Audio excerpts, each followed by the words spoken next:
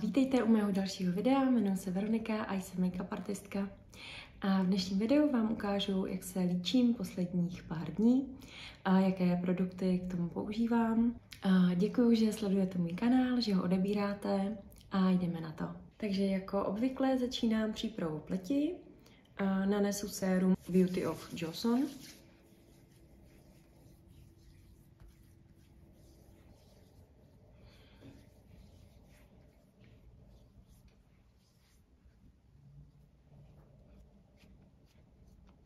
Vmačkám do pleti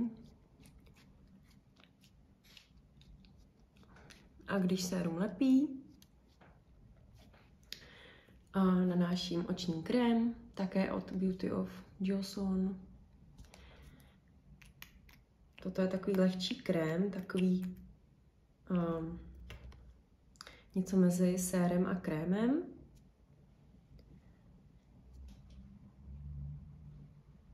Nanesu si ho pod oči. A tady je potřeba, protože už mám vrásky okolo očí a je tam prostě nějaká textura, aby ta pleť byla pod ten make-up, pod korektor a concealer prostě pěkně připravená. Protože kdybych si tu pleť nepřipravila, tak hlavně pod těma očima by se mi zvýraznily ještě víc vrásky a ta textura a suchost, takže určitě oční krém. Dále nanáším SPF faktor, krém s SPF faktorem, tento je od Cosrx.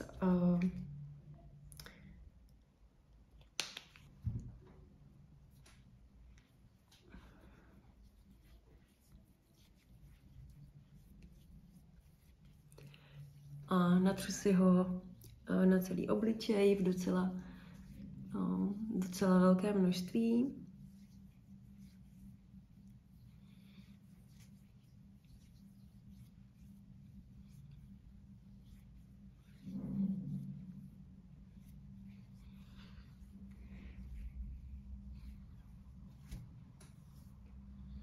Nezapomínám ani na uši a na krk a samozřejmě na celé tělo v těchto letních dnech, ale já už jsem si na krk a na zbytek těla namazala tělové mléko opalovací, takže teďka už jenom na ten obličej pod make-up. Když mám pleť pěkně připravenou a lepí mi, tak můžu pokračovat s aplikací make-upu a na zakrytí kruhu pod očima použiju tuto paletu od Make Up For Ever. Ona má takový pěkný růžový korektor a ten já si použiju na zakrytí kruhu pod očima.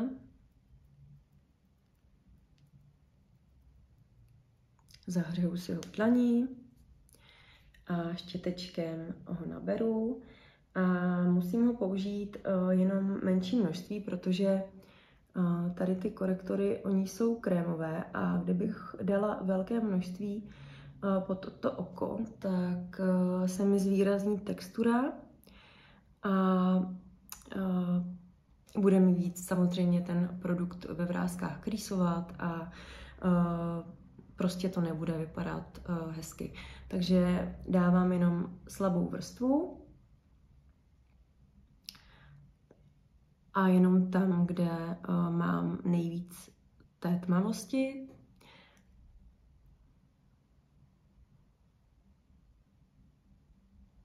A hezky štětečkem zapracuju a můžu použít i prst nebo houbičku na make-up a pořádně to dostanu do té pleti.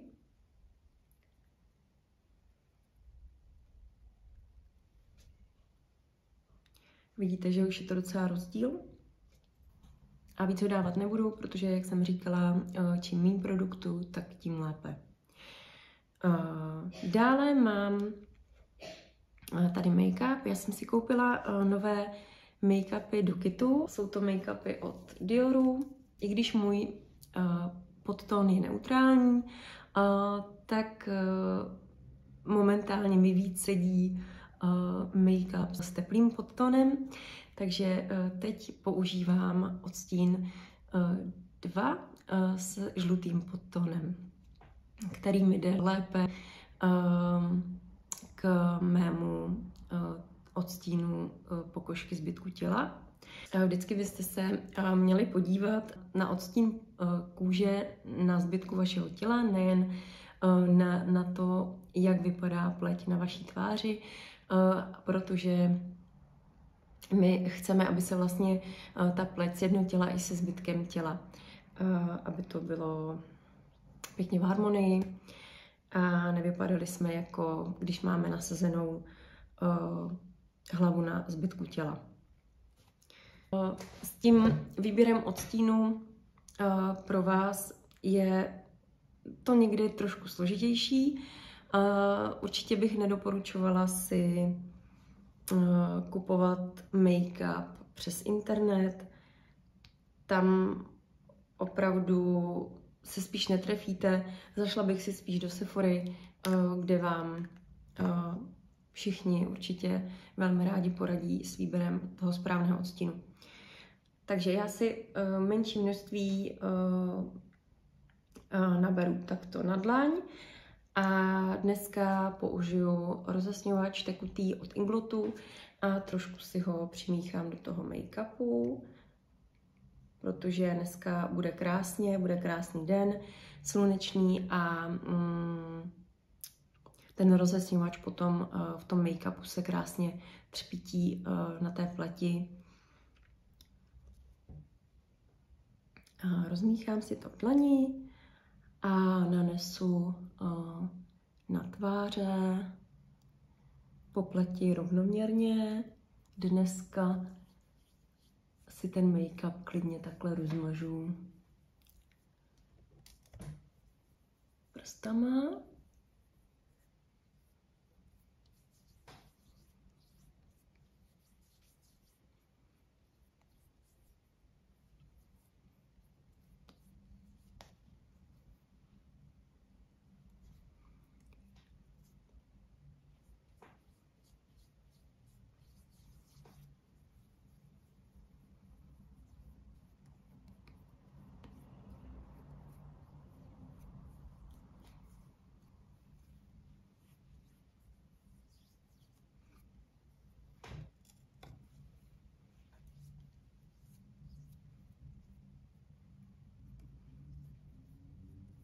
Tak pořádně roztírám, nezapomenu ani na uši, trochu pod čelist a vidíte, jak ten odstín mi krásně sedí.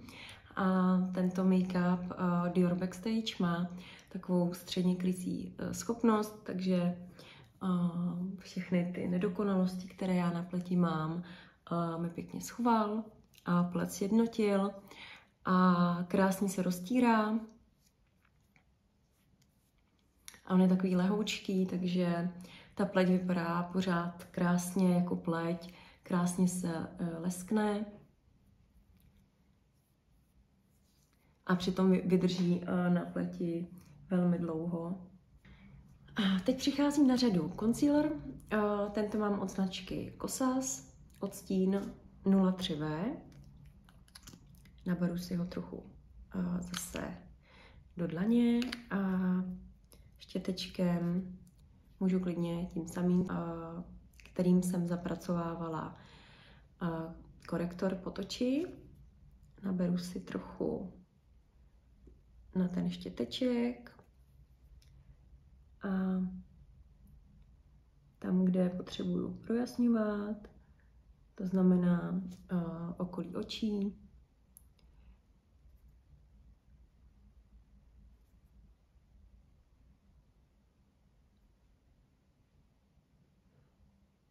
můžu takto nanést pod ty oči a nechat chviličku zavadnout.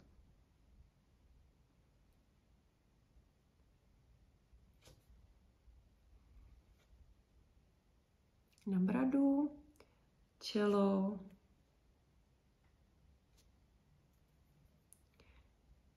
okolí nosu,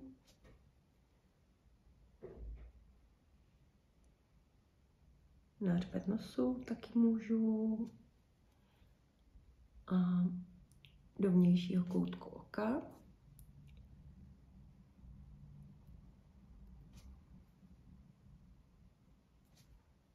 A zbytkem, co mám na štětečku, si trochu stónuju oční víčka.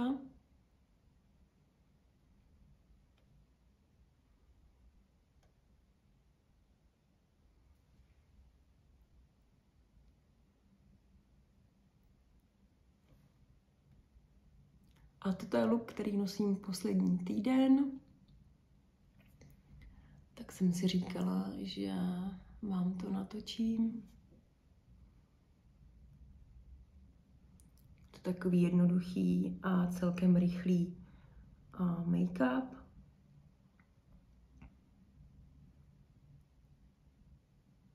Pouze s pár produkty.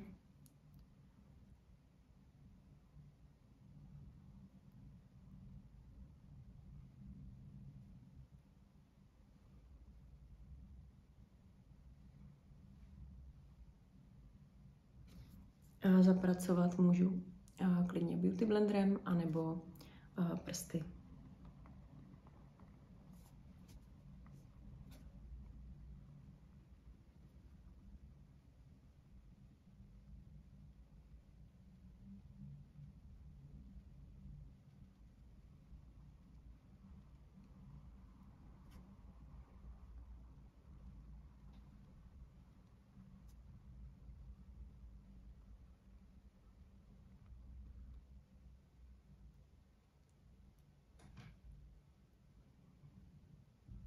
Ještě můžu ještě více zapracovat ten concealer vlastně teplou rukou.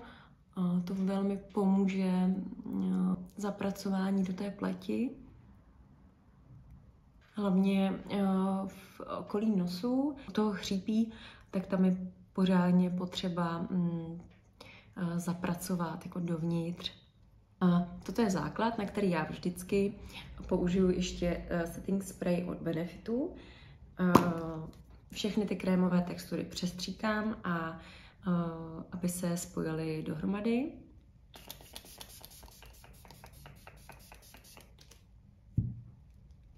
A prodlouží to i výdrž toho make-upu. A teď použiju fixační pudr od Huda Beauty, naberu si ho na štěteček a zbytek oklepu a zafixuju si concealer pod očima, okolo nosu, na čele a na bradě.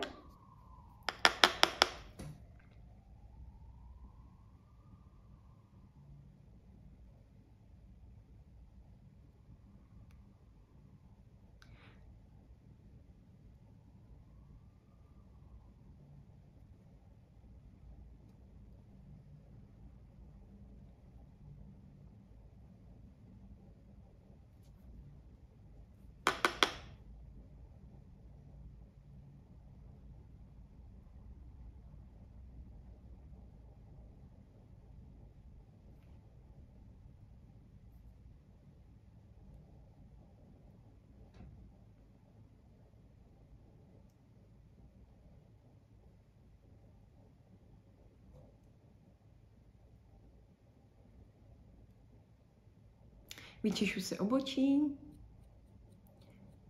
od zbytku make-upu a produktem krémovým na obočí si obočí dokreslím.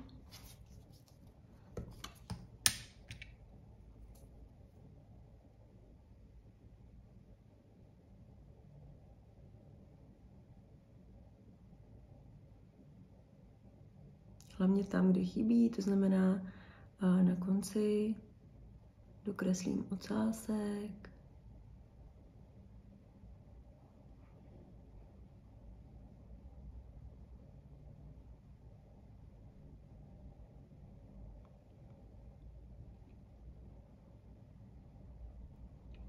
A trochu přidám i nahoře. A vlastně napodobuju chloupky šrafuju lehce a celé obočí potom ještě stejně vyčešu.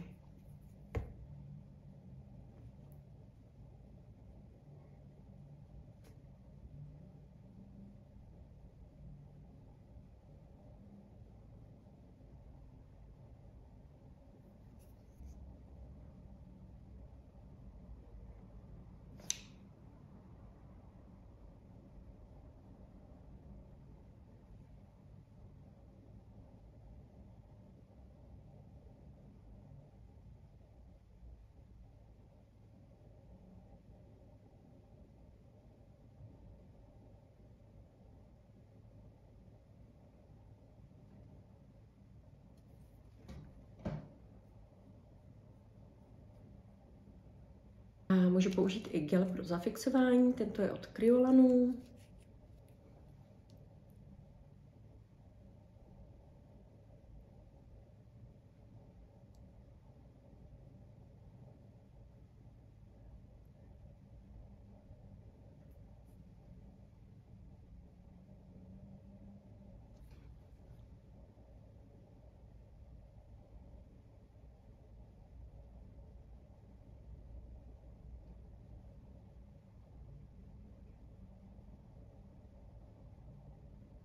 Makeup by Mario, odstín Light Medium, použiju jako bronzer.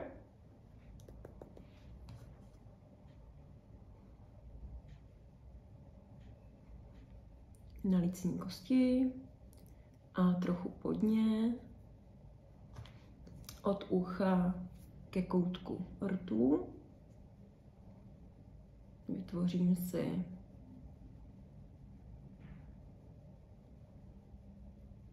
zvýrazním si lícní kosti.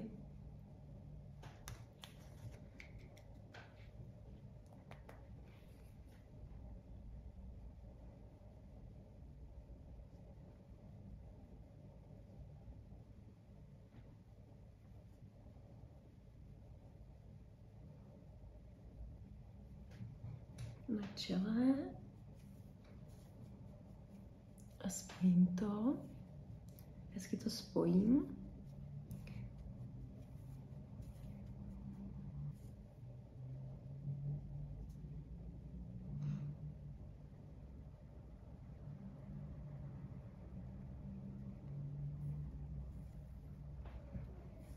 A já spíš to zapracovávám, takže poklepávám tu pleť, protože jsem moc nefixovala pudrem, tak abych si nehla s tím make-upem. Tady toho produktu stačí opravdu maličko, jen tak jednou si naberu a toho produktu mám hodně na štětci, takže je potřeba ho ještě oklepat nebo ohřbet ruky, prostě dostat přebytek toho produktu ze štětce. Teď mám tady svoji oblíbenou tvářenku od Kosas, odstín Butterflies, který je můj úplně nejoblíbenější zatím a naberu si ho na štětec. Klepu a lehce s ním přejedu lícní kosti.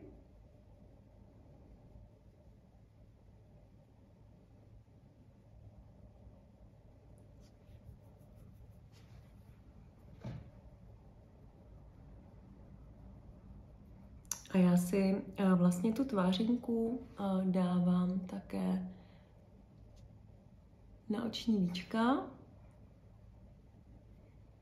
Jenom zbytek té tvářenky, co mám na štětci, propojím to až na spánek.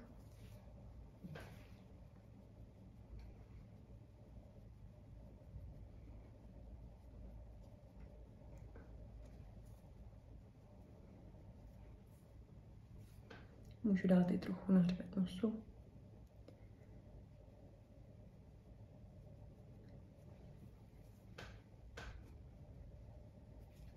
A to samé udělám i s bronzerem, na který jsem zapomněla, takže jenom trochu si naberu na štětec, oklepu o ruku a jenom do vnějšího koutku oka nanesu i bronzer.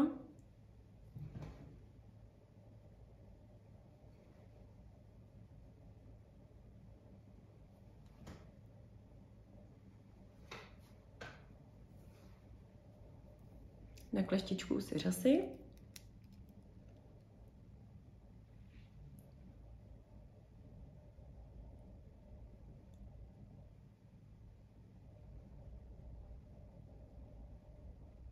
Asi tak 10krát. Je krátce zmáčknu a naposledy je přidržím na delší dobu. A pořídila jsem si novou řasenku do Profikitu, voděodolnou černou od Yves Saint Laurent. Má takový větší klasický kartáček, což mi vyhovuje, to já mám ráda.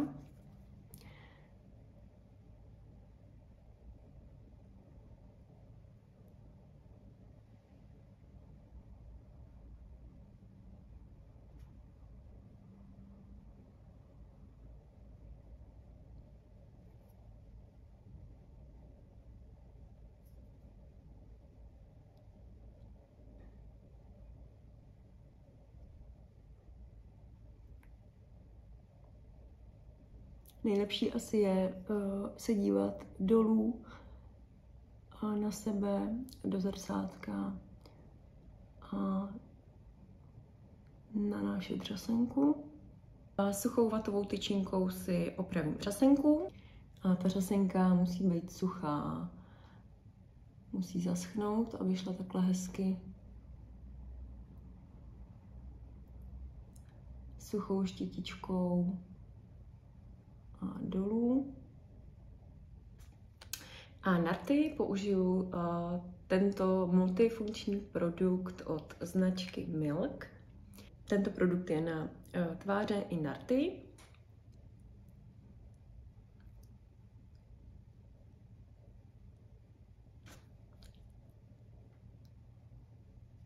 Já ho teď nosím v kabelce.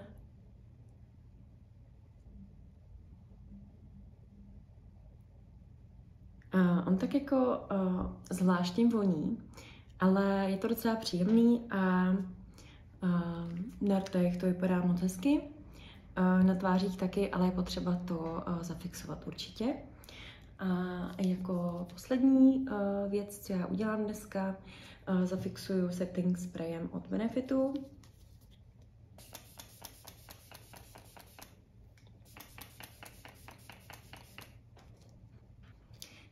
Toto je vzhled pro dnešní den. Jednoduchý, rychlý make-up.